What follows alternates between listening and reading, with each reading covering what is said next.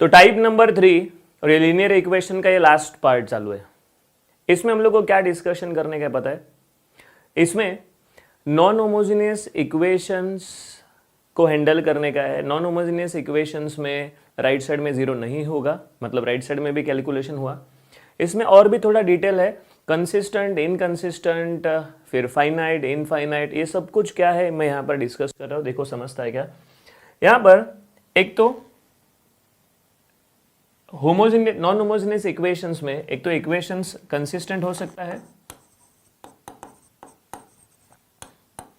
या फिर इनकंसिस्टेंट हो सकता है। ये समझता कैसा है तो मैं बताता हूं। R A and R A B same आना चाहिए।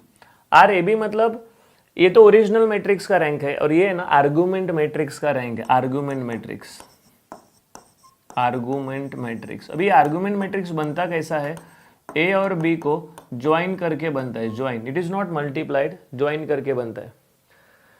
तो एग्जाम्पल में सब कुछ क्लियर होगा। अभी फिलहाल हम लोग बात करके अगर सेम आएगा तो उसको कंसिस्टेंट बोलते हैं, अगर डिफरेंट आएगा तो इट इज इनकंसिस्टेंट। और अगर डिफरेंट आया मतलब इनकंसिस्टेंट आया तो अपना जैकपॉट हो गया। क्या? Solution does not exist.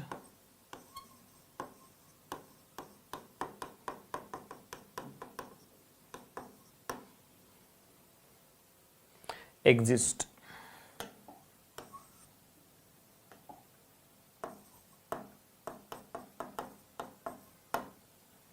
लेकिन यहां पर है ना, अगर वो कंसिस्टेंट आया तो अब आगे वाला जर्नी वापस स्टार्ट होता है।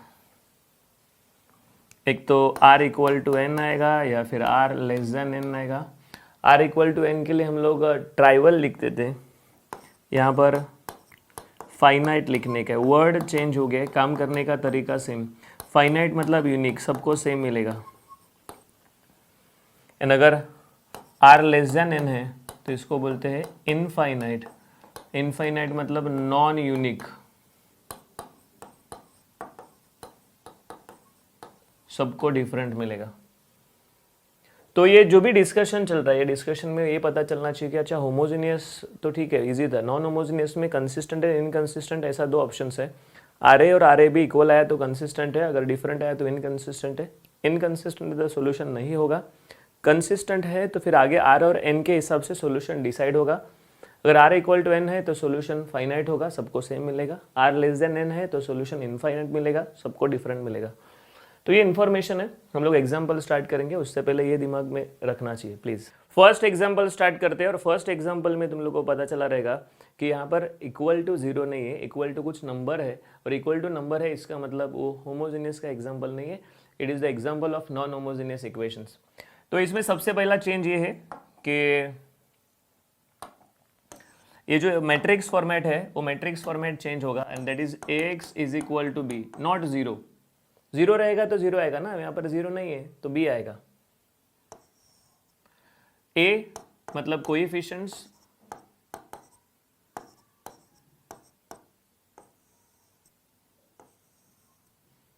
X Y Z. B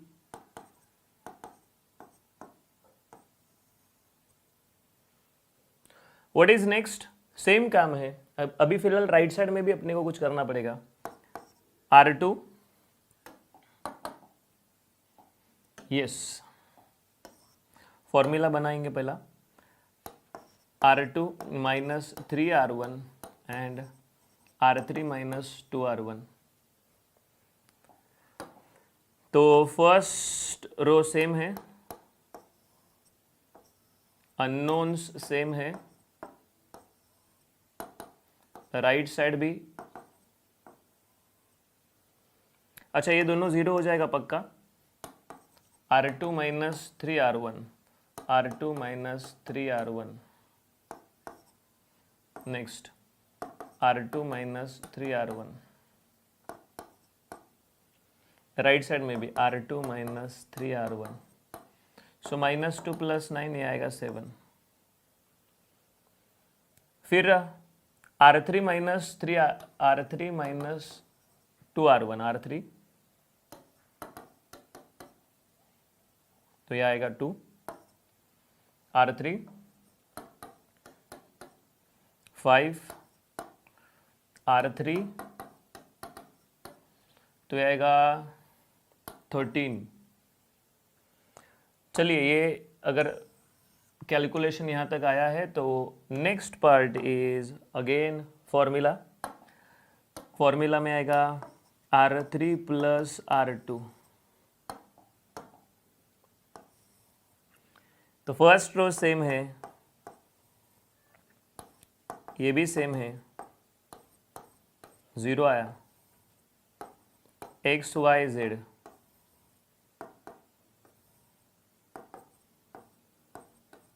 seven, yes. तो अगर ऑब्जर्व करोगे तो पता चलेगा कि यहाँ पर जो रैंक है ना वो आ रहा है 2 एंड अननोन्स आ रहा है 3, इतना तो सेम ही है। एक नया पार्ट है जिसके बारे में मैं बातचीत कर रहा हूँ और वो है argument matrix. Yes, argument. Argument matrix कैसा बनता है पता है कि ए एंड बी को ज्वाइन करेंगे।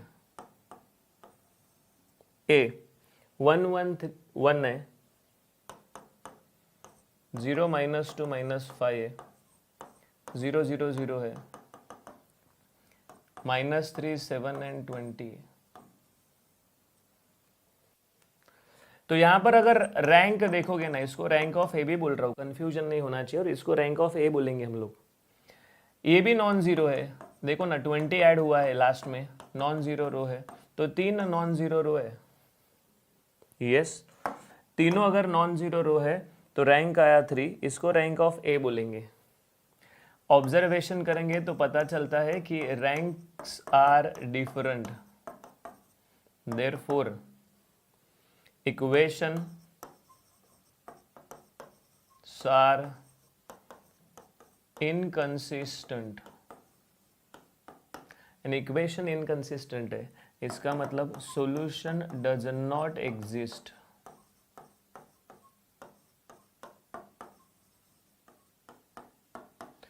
तो मेरे हिसाब से ये पिक्चर क्लियर है। कैलकुलेशन में खाली ये एडिशनल पार्ट है आर्गुमेंट मैट्रिक्स, जिसमें ए और बी को ज्वाइन करने का है और फिर नया लेटेस्ट रैंक फाइंड आउट करने का है।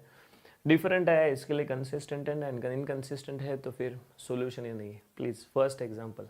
सेकंड एग्जांपल के ऊपर बात करते हैं, और सेकंड एग्जांपल में कंसिस्टेंट और इनकंसिस्टेंट को और थोड़ा क्लियर करते हैं।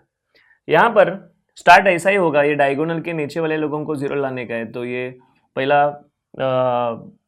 1 को जीरो लाना पड़ेगा, एंड इसको जीरो लाने के लिए R2 माइनस R1 होगा।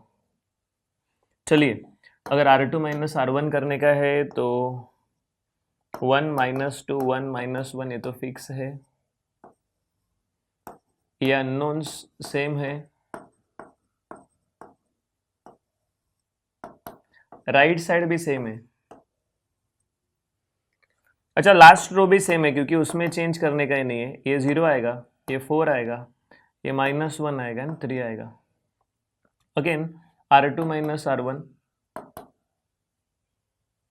और एक मेंबर है जिसको जीरो करने का बाकी है, ये फॉर्मूला आएगा R3 minus R2, 1 -2 1 -1, 0 4 -1 3, 0 0 0 0, x1 x2 x3 x4, 2 -1 and ये 0 आता है। अच्छा, इसका रैंक, इसको रैंक ऑफ ए बोलेंगे, इसका रैंक 2 आ रहा है, अननोन्स आ रहा है 4। आर्गुमेंट मैट्रिक्स बनाने का है ना,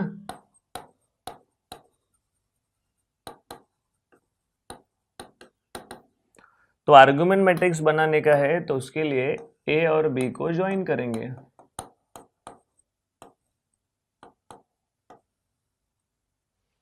ए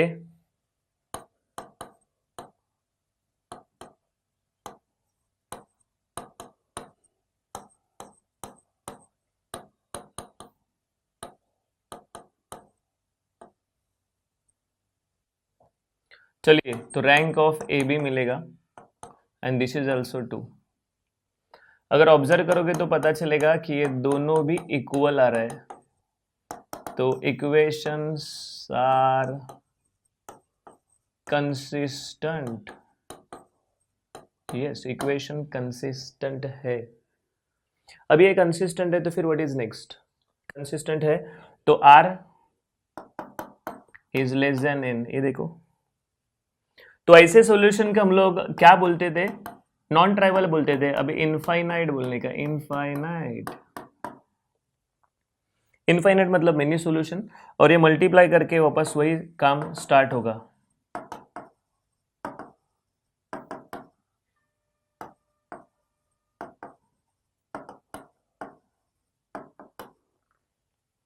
एज्यूम करने का है तो मैंने बताया था कि कितना वैल्यू एज्यूम करने का, वो कैसा समझता है? n माइनस आर से। तो हम लोग दो लोगों को एज्यूम करेंगे, एक तो x3 एंड x4। x3 को माइनस टी कर रहा हूँ और x4 को t कर रहा हूँ, कुछ भी कर सकते हो। यहाँ पर 4 दिखता है तो मैं यहाँ पर 4 ला रहा हूँ। मैंने थोड़े टाइम पहले एक आइडिया बताया था कि एजम्पशन इजी कैसा कर सकते हो। तो ये आएगा 4x2 is equal to minus 4t, x2 is equal to minus T. x2, x3, x4 ये सब कुछ हम लोग पहले में पुट करेंगे। ये माइनस टी पुट किया, ये माइनस टी एंड टी है। तो कैलकुलेशन कुछ भी हो सकता है। ये एग्जांपल में तुम लोग को ये मैसेज देने का था कि अगर कंसिस्टेंट है तो फिर आगे कैसा जा सकते हैं। आर लेस देन एन है तो ये इनफाइनाइट होगा, इनफाइनाइट में एजम्पशन होगा। अगर आर इक्वल टू एन रहेगा तो एजम्पशन करने की जरूरत नहीं, डायरेक्ट वैल्यू मिलता है। यहाँ पर एक मिस्टेक हुआ है, एक मिनट है, अभी पता चला। ये 0 नहीं है, 1 है, सॉरी -1 है, -1 है। यस, तो इधर भी चेंज होगा, इधर भी चेंज होगा। अगर डिवाइड बाय 4 करेंगे तो क्या आएगा? इधर माइनस टी आएगा। यस, एक मिनट, हाँ, पूरा एक बार क्लियर करते। ये यहाँ पर -1 है, राइट साइड में ये 0 लिखने का आदत है तो वहां पर 0 लिख दिया बाय मिस्टेकली, वहां पर -1 है। तो ये क्या होगा? चलो और एक बार चेक करते। यहाँ पर होता है -1 -4t, तो 4 से डिवाइड किया तो ये ऐसा आंसर आएगा। x2 भी हो गया, x3 भी हो गया, x4 भी हो गया। पहले इसमें पुट करते हैं।